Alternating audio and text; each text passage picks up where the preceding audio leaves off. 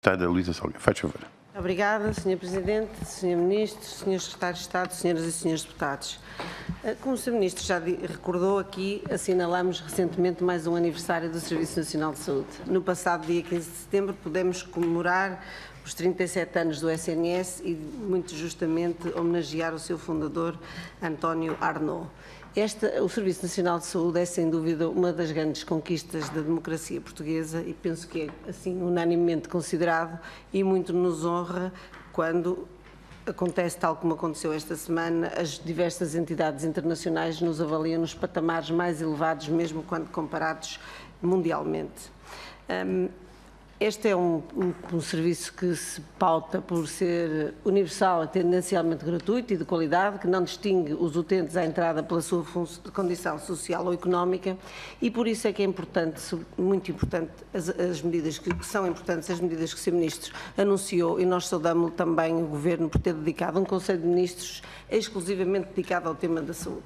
É que nestes 37 anos que foram comemorados com tranquilidade, de facto poderiam ter sido assinalados de outra forma, porque aquilo que nós assistimos nos últimos 4 anos foi a uma fragilização do Serviço Nacional de Saúde tal como constituído. O que nós assistimos nos últimos 4 anos foi a um fortalecimento, um reforço dos serviços privados de saúde. E isso acontecia nas mais variadas áreas. Desde logo, o Serviço Nacional de Saúde desvalorizou o seu principal capital, que são os profissionais.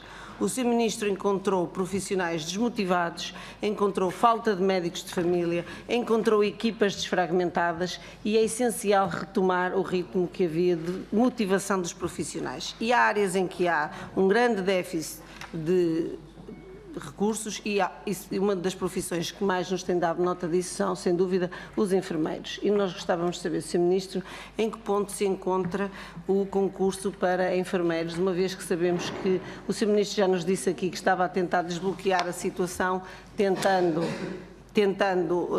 agilizar o processo, mas gostávamos que nos desse conta de como está neste momento, se será possível ainda este ano contratar esses profissionais. Por outro lado, ao nível dos equipamentos, sabemos também, Sr. Ministro, que os equipamentos de ponta que são utilizados no nosso SNS necessitam naturalmente das regulares manutenções. E aquilo que nós sabemos das reuniões que temos com as diversas entidades hospitalares é que muitos deles se encontram no limite da sua utilização e, portanto, implicará agora um aumento de despesa, uma vez que não é possível continuar sem mais investimento, garantir o nível de qualidade. E, portanto, gostaríamos de saber se o Sr. Ministro tem previsão, noção do volume de despesa que pode acarretar para o SNS, a necessidade que há agora de fazer essas manutenções não realizadas até agora. Gostávamos também de assinalar o reforço nos cuidados de saúde primários, já que o Sr. Ministro já nos disse que até ao final do próximo ano prevemos que haja cobertura universal de médicos de família para todos os portugueses e recordemos que esse era um compromisso do anterior Governo que terminou o seu mandato deixando mais de 1 milhão de portugueses sem médicos de família, assim como o reforço dos cuidados, novas respostas que são dadas nos cuidados de saúde primários, como são na saúde oral e na saúde visual.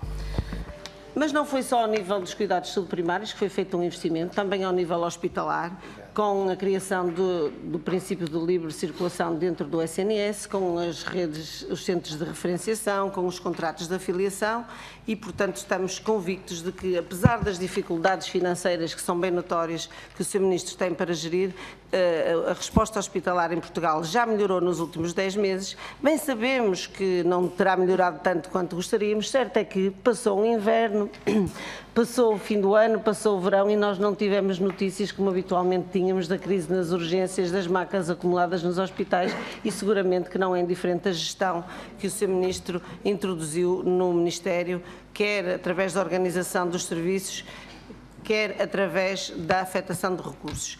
E, por fim, também os cuidados continuados e os cuidados paliativos. Já aqui foi dito que há experiências inéditas já em funcionamento nos paliativos, mas preocupa-nos também a parte da saúde mental, que sabemos que é uma problemática crescente no país e que o Governo pela primeira vez dará resposta. Gostávamos de saber qual é a posição, neste momento, a situação desta nova rede e também dos cuidados paliativos, cuja estratégia nacional foi pela primeira vez implementada, apresentada publicamente e que está em discussão discussão. E tudo isto, como é que o Sr. Ministro pretende acomodar isto? Nós iremos ter reuniões próprias só para o Orçamento de Estado, mas quais serão as suas grandes prioridades que nos possa já anunciar, em consequência de todas estas medidas já aprovadas, designadamente as do passado dia 15 de setembro?